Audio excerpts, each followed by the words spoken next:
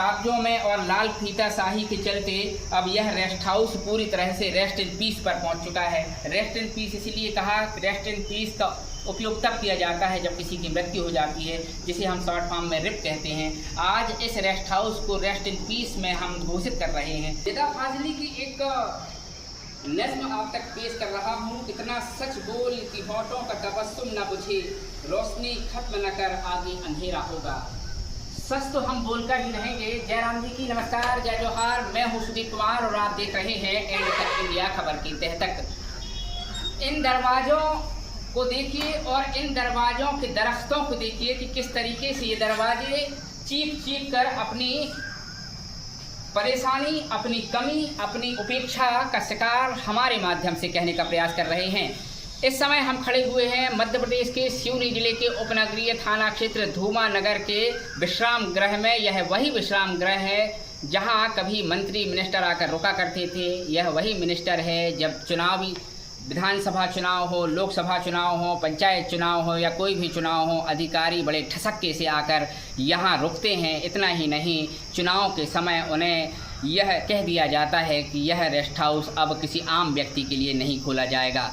वो अधिकारी और वो नेता, वो मंत्री कहाँ चले जाते हैं और इस हालत को देखकर उन्हें तरस क्यों नहीं आता कि आखिर इन्हें भी मरम्मत की ज़रूरत है। सरकारी विश्राम गृह है और यह सरकारी विश्राम गृह महत्वपूर्ण इसलिए है क्योंकि यह जबलपुर और सिवनी की सीमावर्ती इलाके में है। अगर आप जबलपुर से आ रहे हैं या जबलपुर के आगे उत्तर प्रदेश से होकर अगर कोई अधिकारी कर्मचारी यहाँ आकर रुकना चाह रहा है और 2 मिनट का आराम चाह रहा है, तो जिस विश्राम गृह में अब आराम चाह रहा है उसे ही अब आराम की आवश्यकता पड़ सकती है। अगर बात करें नागपुर और दक्षिण भारत की बात करें, वहाँ से कोई अगर आकर यहाँ रुकना चाहता है तो वह कितना आराम करेगा और उसे कितना सुकून मिलेगा, इन दरवाज़ों को देखकर आप अंदाज़ा लगा सकते हैं।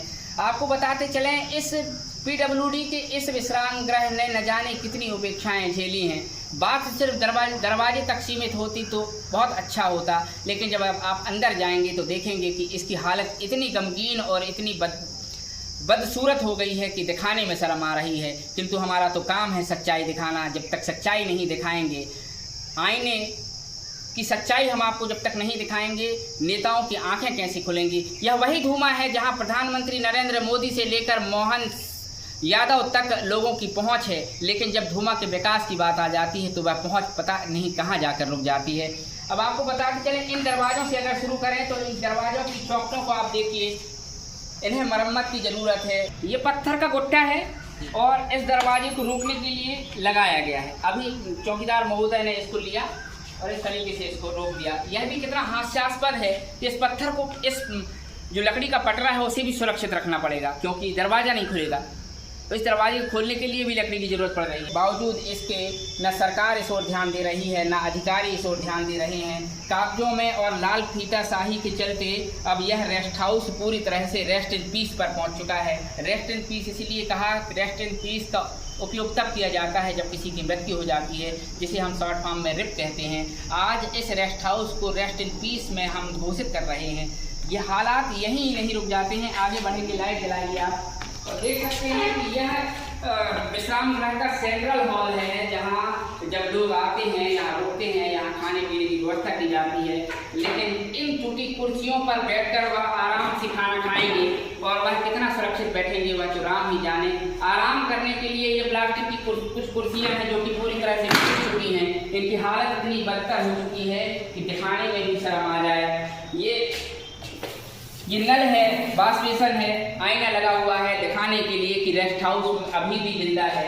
आगे बढ़ने देखेंगे किस तरीके से ये दरवाजे को भी अब चौकीदारी की ज़रूरत है और पूरी तरह से दरवाजा नष्ट हो चुका है। यह किचन है जहाँ की बड़े बड़े अधिकारियों को जब ठहरते हैं तो खाना बनाने की व्यवस्था तो रही नहीं। होटल से जो सामान आएगा वो यहाँ सजा दिया जाएगा। बाकायदा प्लेट्स लेकर अधिकारियों को उन्हें खुश करने के लिए सेंट्रल हॉल में बिठाकर खाना खिला दिया जाएगा। लेकिन इनकी हालत देख सकते हैं, कैमरामैन से गुजारिश करूंगा दिखाएं किस तरीके से यहाँ गंदगी पसरी हुई है।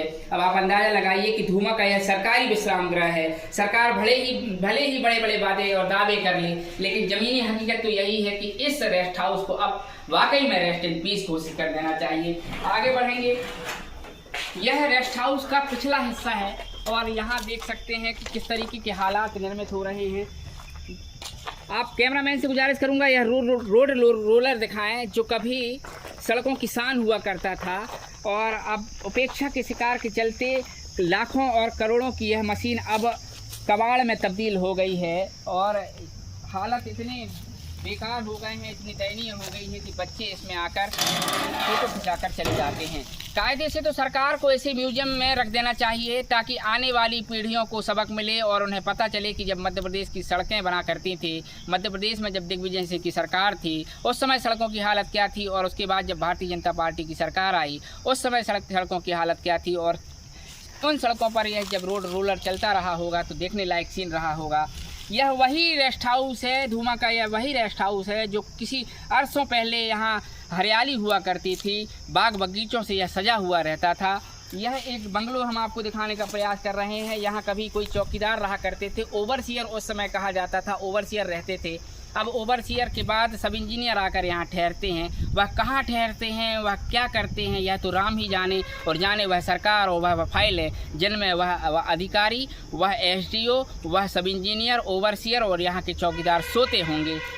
यह वही बंगला है और बंगले में आप देख सकते हैं कि बंगला किस तरीके से जर्जर हो चुका है। इसी तरीके से अगर बात करें तो एक ये चौकीदार का रूम है, यह भी पूरी तरह से बर्बाद हो चुका है। पूरा ग्राउंड एक बार दिखाने का प्रयास हम कैमरामैन से गुजारिश करेंगे कि दिखाएं कि यहाँ की हालत और हालात कितने बदतर हो चुके हैं।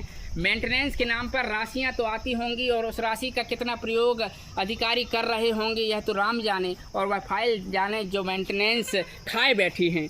आगे बढ़ेंगे धीरे धीरे हम अगर इस रेस्ट हाउस में आगे बढ़ें, रेस्ट हाउस को केवल कबाड़ खाना बना दिया गया है। कबाड़ इसलिए क्योंकि देख सकते हैं कि सड़कों के किनारे लगाए जाने वाले यह जो पट्टियां हैं जो सुरक्षित यहाँ रखी गई हैं और इसकी कोई गारंटी नहीं कि यहाँ यह सुरक्षित होती होंगी। बाजू में थाना है, बावजूद इसके यहाँ चोरी हो जाती होगी, लेकिन चोरी की रिपोर्ट लिखाएगा कौन? रेस्ट हाउस ही चोरी हुआ जा रहा है। आगे बढ़ेंगे देख सकते हैं कि जालियाँ लगी हैं, जाली के नाम पर सिर्फ जाली है। जाली के अंदर देख सकते हैं कि खिड़की है ही नहीं। सुरक्षित अगर कोई महिला नहाना चाहे तो वह नहा भी नहीं सकती। सब क्या शुभ नाम है आपका? कितने दिन से आप पदस्थ हो यहाँ? आगे मेरे साथ जड़पुर जाते ऐसी सब कहा। हाँ, कितने साल से नौकरी कर रहे हो आप? मेरे गुरुजी 20 साल हो गए। 20 साल हो गए। आज इस रेस्ट हाउस की हालत का जिम्मेदार किसे मानते हो आप? ये जो हालत इतनी जर्जर हो गई, जालियाँ सड़ गई हैं, लोगों को शर्म नहीं आ रही, अधिकारियों को कौन जिम्मेदार मानते हो आप? गुरुजी अपने साहब बोले जी बाबू ने ले गए हाँ जो लिख ले गए तो दोबारा का चोरी नहीं। पहले कितने कर्मचारी यहाँ काम करते थे? गुरुजी 15-30 आदमी रहते। हम आप यहाँ का पेट्रोल भी दिखाएं एक बार, आइए। आपसी भैया जानना चाह रहे हैं कि यहाँ लाइट लगाइए। लग्जरी रूम के बतौर यहाँ विश्राम गृह में 2 कक्ष हैं, एक वीआईपी कक्ष है, एक सामान्य कक्ष है जहाँ आम लोगों के लिए खोल दिया जाता है। एक रिजर्व इसलिए रखा जाता है कि आपातकालीन व्यवस्था है, अगर कोई बड़ा अधिकारी, जजेज हों, मंत्री हों, मिनिस्टर हों, नेता हों या कोई छोट भैया नेता जो कि बड़ी पकड़ लेके आया हो और वो अप्रोच लगाकर यहाँ रुकना चाहे तो उसकी व्यवस्था के लिए बाकायदा यहाँ चद्दर बिछाया गया है। हालांकि चद्दर भी देख सकते हैं कई दिनों से धुला नहीं है, दाग यहाँ लगे हुए हैं, पर्दे भी लगे हुए हैं, पर्दे भी धुले हैं देख सकते हैं। और यहाँ ये धूल मिट्टी भी आप देख सकते हैं, ये देखिए ये धूल मिट्टी भी यहाँ है। इससे अंदाज़ा लगाया जा सकता है कि कितना रख रखाव इस रेस्ट हाउस का होता होगा।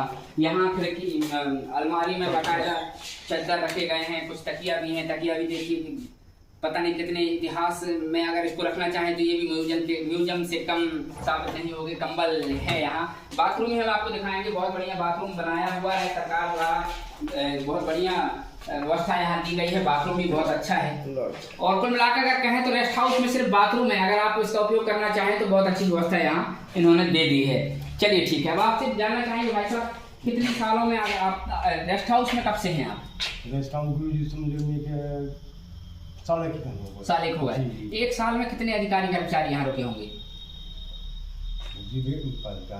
नहीं फिर भी आप रजिस्टर में एंट्री कर रहे हो। हाँ, तो इसमें एक अंदाज तो होगा कि भाई कितने लोग आके रुक गए होंगे यहाँ। नहीं वो ठीक है, दूसरों तो आप यहाँ सुनो। तो कहते हैं अभी कोई रुका है क्या बगल में? हाँ कौन है? ये शुद्ध करोगे हैं वो पैसे वैसे देते हैं कि नहीं? हाँ, कितना पैसे देते हैं? समझो बनके 50 रुपये दिन। 50 रुपये दिन का। 50 रुपये दिन में वहाँ पूरा यहाँ रह के पूरे दिन रात यहाँ रहते हैं, खाते पीते हो, थाना चले जाते हैं। जी। अच्छा, उनके लिए है व्यवस्था। हाँ। तो वो जो पैसा आप लेते हो वो कहाँ जाता पैसा? वो पैसा समझो अपन फोटो कॉपी करवा के बाबू ले जाते ना। वो रजिस्टर को भी मेंटेनेंस की जरूरत है, इतना जर्जर हो गया है आपका रजिस्टर। उसको नहीं बोला आपने कि काट नया रजिस्टर भेज दो कम से कम? नहीं बोले आप अकेले हो? तो आपकी ड्यूटी कितने बजे से कितने बजे रहती है? तो मेरे यहाँ 6 बजे तक। उसके बाद कौन आएगा? वो बिरजू बात। उसकी भी ड्यूटी? हाँ, वो की नाट की मेरी दिन की। तो मतलब 2 लोग रहते हैं? जी जी। अच्छा, तो ये अपने दर्शकों को मैं बताना चाहूँगा, धूमा रेस्ट हाउस में 2 कक्ष हैं। एक हमने बताया जैसा कि आपको, एक कक्ष वो है और एक कक्ष यहाँ ये है जिसमें ASI साहब धूमा के हैं, ठहरे हुए हैं। और जैसा कि यहाँ के जो चौकीदार साहब हमें बता रहे हैं, बताइए। आइए, लाइट जलाइए, थोड़ा अंदर आइए।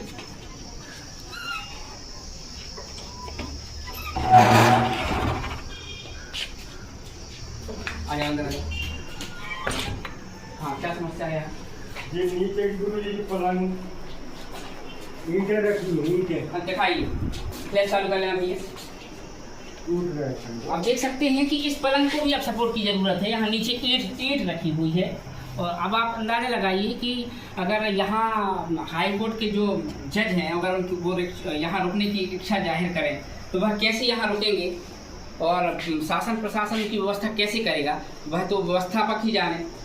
यहाँ साहब भी सो रहे हैं, ये पलंग टूट गया, अंदर धंस चुका है, तकिया तब कई दिनों से यहाँ धुली नहीं हुई है, फिर भी उसके बाद भी कंसीडर करते हुए साहब रुके हुए हैं और इस रेस्ट हाउस का मज़ा ले रहे हैं। बहरहाल जो भी है, हम अपनी खबर तो दिखाएंगे और प्रयास करेंगे कि हमारी खबर का भी असर हो। हम सिवनी जाकर और ज़रूरत पड़ी तो जबलपुर और भोपाल जाकर इस बदहाल में पड़े विश्राम गृह को दिखाने का प्रयास करेंगे और कोशिश करेंगे कि यह विश्राम गृह को भी अब विश्राम मिले, ताकि यह सुरक्षित और व्यवस्थित तरीके से, व्यवस्थापन तरीके से चल सके।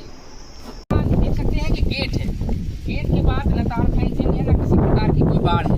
बाढ़ भी क्यों हो, जब बगीचा ही नहीं है तो बाढ़ की भी जरूरत नहीं है। कायदे से तो इस गेट को भी उखाड़ कर विभाग को ले जाना चाहिए, इसको नीलाम कर देना चाहिए या कबाड़ में बेच देना चाहिए। कम से कम 2 पैसे आएंगे, कुछ नहीं तो चाय पानी की व्यवस्था तो होगी। चलिए खैर ठीक है, जो भी है। वो पेड़ जो है देख सकते हैं आप, इतिहास के पन्नों में दर्ज था, हवा चली गिर गया, लेकिन यहाँ विभाग को इतना समय नहीं है कि वह कटवा के उसे या तो नीलाम करा दें, 2 पैसे उससे भी बचेंगे, कम से कम लेबर का ही पेमेंट हो जाए। वह भी ध्यान अधिकारी नहीं दे रहे हैं। आखिर PWD विभाग कर क्या रहा है? सड़कें बन रही हैं, सब जहाँ तहाँ पूरी व्यवस्था है, ठेकेदारी व्यवस्था है, आखिर विभाग इतना व्यस्त क्यों है, क्यों ध्यान नहीं दिया जा पा रहा है? और एक बार हम कहेंगे, कैमरामैन से दिखाएं कि देख सकते हैं कि इस बिल्डिंग के किनारे किनारे जो पट्टी लगी हुई, सपोर्ट पट्टी, वह भी नीचे गिर गई है। किसी को इतना ध्यान ही नहीं है कि वह पट्टी हम कम से कम सुधरवा दें। चलिए ठीक है, अब हमारे जो चौकीदार हैं वह बता रहे हैं कि यहाँ की जो पेयजल व्यवस्था है वह भी भगवान भरोसे है। वो जो कुआं है कब से अंग्रेजों क्लास का है, धुलाई कुछ नहीं। और इसका उपयोग क्या करते हो पानी?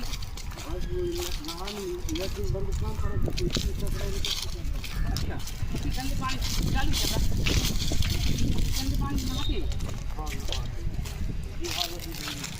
ये रेस्ट हाउस का कुआं है, बहुत पुराना कुआं है और चूँकि अब स्वाभाविक सी बात है, सास की संपत्ति में है तो सासी कुआं ही कहलाया जाएगा। और देख सकते हैं जैसा कि चौकीदार ने बताया है कि इस कुएं की कभी सफाई ही नहीं हुई है, पानी सड़ रहा है। इसी पानी का उपयोग करके लोग या तो उसमें नहा लेते हैं या उसका ब्रश कर लेते हैं, उसमें ब्रश करके और जो भी दैनिक नित्य क्रिया है वह प्रयोग करते हैं। मशीन के नाम पर मीटर एक बहुत बढ़िया लगाया है, ये बहुत अच्छा काम विभाग ने किया है कि मीटर तो कम से कम सुरक्षित है और केबल वगैरह यहाँ सुरक्षित है। कुल मिलाकर अगर देख लें तो इस रेस्ट हाउस की हालत इतनी गमगीन और इतनी बदहाल स्थिति में यह रेस्ट हाउस पहुँच चुका है। हम तो व्यवस्थाओं के लिए यहाँ आए हैं, तो अब ये बताइए भैया कि इसका मेंटेनेंस और इसका बिजली का बिल कैसे आता है? कौन करता है? ऊपर से देते हैं? कितना आता है लगभग? लोग यहाँ कभी नहीं आए कि इसको सुधरवा दें, अधिकारी आए कि सुधरवा दो यार भाई, इसको कुछ तो करो? आज तो बाबू आओ। कब आए थे? बाबू आओ तो समझो 8 दिन हो गए। क्या बोल के आए? आज तो साहब भी आओ तो उन्होंने लिख के समझो कंप्लेंट करना है। हम अच्छा, कंप्लेंट कर दी बस। कुल मिलाकर धूमा रेस्ट हाउस की जो बदहाली है, जो बद इंतजामात हैं, उसको दिखाने का हमने प्रयास किया है। और वही बात होगी कि हमने खबर चला दी है, अधिकारियों के कान खड़े होंगे। वह कान कितने दिन खड़े होंगे वह तो राम ही जाने और जाने वह सरकार। अब हमने खबर चला दी, खबर 2 दिन बाद 2 दिन उसका हो हल्ला होगा, हमारी पीठ थपथपाई जाएगी, लोगों द्वारा कहा जाएगा कि सुदीप तिवारी जी आपने बहुत अच्छा काम किया, लेकिन हालत वही रहेगी। ना यह रेस्ट हाउस सुधरेगा, ना इसकी हालत सुधरेगी, ना अधिकारियों के कान खड़े होंगे, ना फाइलों में दबे जो मेंटेनेंस की राशि है वह निकलेगी। न जाने इस रेस्ट हाउस का और इस धूमा का क्या होगा। उन छुटभैया नेताओं से मैं गुजारिश करता हूं कि जो बड़े बड़े नेताओं के साथ जाकर फ़ोटो तो खिंचवा लेते हैं, लेकिन धूमा की हालत और हालात के बारे में उनसे चर्चा तक नहीं करते। आखिर क्या वजह है कि वह धूमा से इतना गुरेज और परहेज करते हैं। जयराम जी की नमस्कार, जय जोहार। मैं हूं सुदीप कुमार और आप देख रहे हैं एंड तक इंडिया।